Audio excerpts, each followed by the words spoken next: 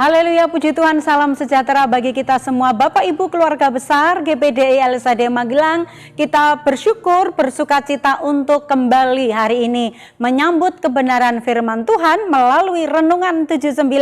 Mari kita mempersiapkan hati, pikiran kita fokus mendengar dan menikmati firman Tuhan. Tetap dalam bacaan kita di 365 hari yang mengubahkan. Hari ini kita membaca sampai di Roma pasal 15. Saya mengambil di perikop ayat 22 sampai 33, namun saya hanya akan membaca di ayat 22 sampai 25. Mari kita akan membaca firman Tuhan ini dengan bersyukur. Roma 15 ayat 22 sampai 25. Itulah sebabnya aku selalu terhalang untuk mengunjungi kamu. Tetapi sekarang karena aku tidak lagi mempunyai tempat kerja di daerah ini, dan karena aku telah beberapa tahun lamanya ingin mengunjungi kamu, aku harap dalam perjalananku ke Spanyol, aku dapat singgah di tempatmu dan bertemu dengan kamu, sehingga kamu dapat mengantarkan aku ke sana setelah aku seketika menikmati pertemuan dengan kamu. Tetapi sekarang aku sedang dalam perjalanan ke Yerusalem untuk mengantarkan bantuan kepada orang-orang kudus. Puji nama Tuhan, saya memberikan tema hari ini yaitu tindakan nyata. Mari kita akan tetap belajar dalam pembacaan kita dengan cara OIA ya.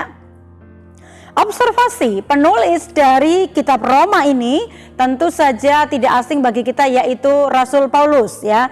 Nah, tujuan surat yang dikirim oleh Rasul Paulus ini adalah untuk orang-orang Yahudi yang ada di Roma.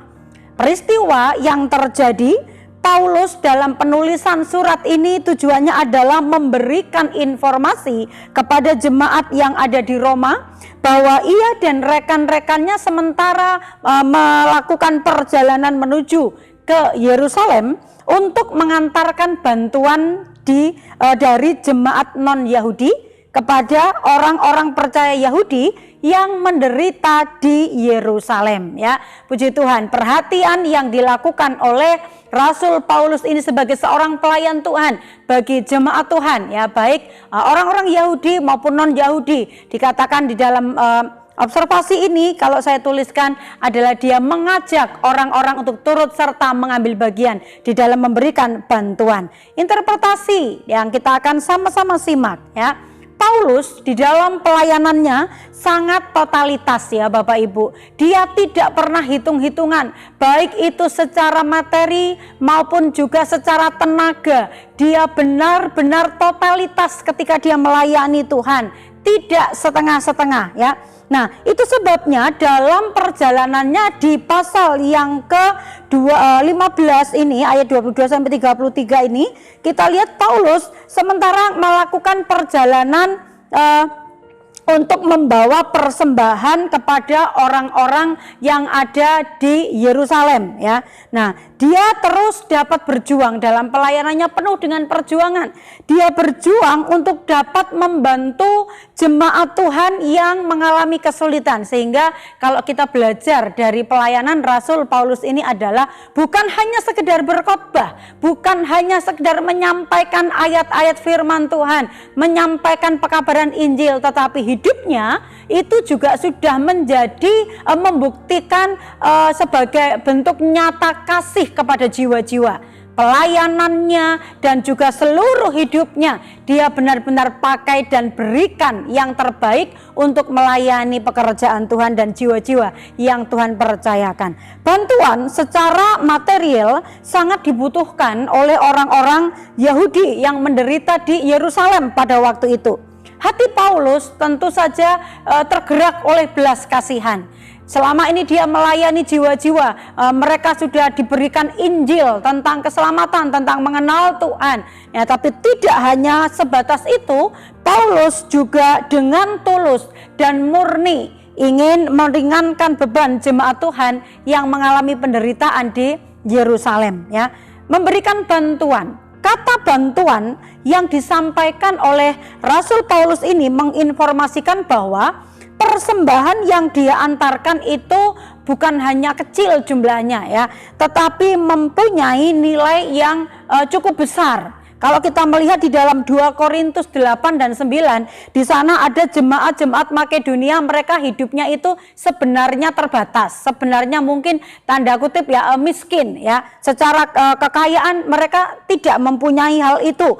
Tetapi mereka miskin secara materi, namun mereka kaya dengan karunia kemurahan.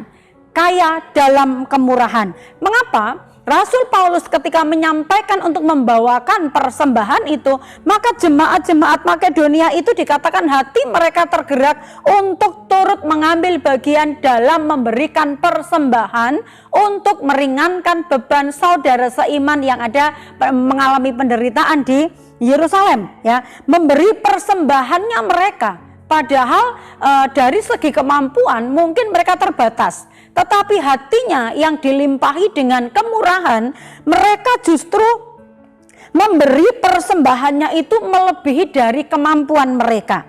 Memberi dengan sukarela, memberi dengan kasih, memberi karena ingin turut mengambil bagian dalam pekerjaan Tuhan dalam hal memberi persembahan oleh orang-orang yang membutuhkannya. Dan melalui informasi ini Paulus juga memotivasi kepada jemaat yang ada di Roma, ayo kalian turut serta.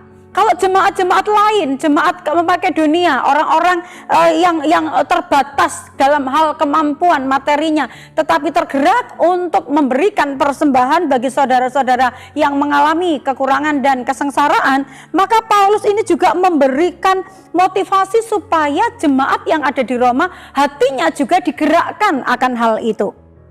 Paulus dari pelayanan dan dari apa yang dilakukan ini membuktikan bahwa bukan hanya menjadi pengkhotbah yang handal, bukan hanya menjadi pelayan yang terkenal memberitakan Injil pergi dari satu kota menuju ke kota yang lain, tetapi pelayanan dari Rasul Paulus mulai dari mimbar ya, berkhotbah, menyampaikan berita Injil sampai kepada ke bawah ya, sampai kepada tindakan nyata yaitu dalam perbuatan kasih, tetapi juga sekaligus dia menjadi penggerak jemaat untuk melakukan tindakan kasih ini juga secara nyata.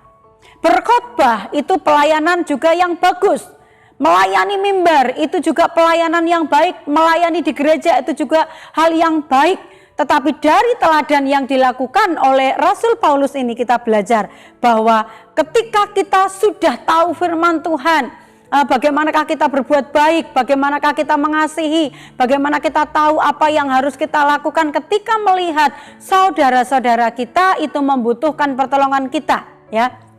Maka kita melihat apa yang dilakukan oleh Rasul Paulus ini adalah belajar untuk melakukan dengan tindakan nyata. Mungkin kita banyak tahu tentang ayat firman Tuhan, tetapi yang terpenting juga adalah kita harus dapat memiliki kehidupan dalam tindakan yang nyata, di mana kita mempraktekkan firman Tuhan yang sudah kita pelajari itu, ya, melakukan tindakan kasih secara nyata. Ada nasihat firman Tuhan di dalam Galatia 6 ayat yang ke-9, janganlah kita jemu-jemu berbuat baik, karena apabila sudah datang waktunya kita akan menuai jika kita tidak menjadi lemah. Terkadang kita berbuat baik itu bisa menjadi lemah karena satu dan lain hal ya Bapak Ibu. Jenuh kalau kita terus berbuat baik, sementara orang yang kita baikin kadang-kadang mungkin ngelunjak dan lain sebagainya, atau mungkin tidak tahu berterima kasih,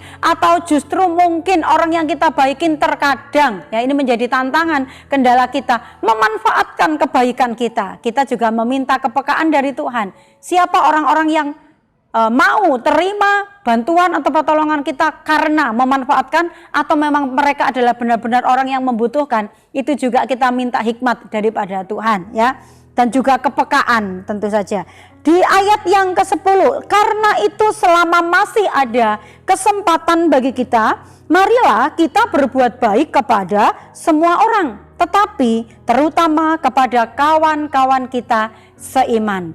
Tuhan menciptakan kita tidak seorang diri, ada orang-orang yang ada di sekitar kita, khususnya saudara-saudara seiman kita sebagai keluarganya Allah. Kita juga diminta oleh Tuhan supaya saling memperhatikan dan memperdulikan satu sama lain. Orang-orang yang membutuhkan kekuatan, membutuhkan pertolongan, itu juga Tuhan mungkin berbicara kepada kita untuk kita juga dapat menolong mereka. Sekali lagi tetapi minta kepekaan dari Tuhan supaya orang-orang yang kita tolong bukan orang-orang yang hanya sekedar memanfaatkan, tapi kita benar-benar menolong tepat dengan orang-orang yang tepat, orang-orang yang sesuai dengan apa yang menjadi kebutuhan mereka. Aplikasinya apa Bapak Ibu? Tindakan nyata itu bukan hanya bersuara, bukan hanya janji berkowar-kowar gitu ya, akan melakukan sesuatu, juga bukan hanya rencana, tetapi tindakan yang terbukti sebagai wujud mengasihi tanpa mengharapkan kembali.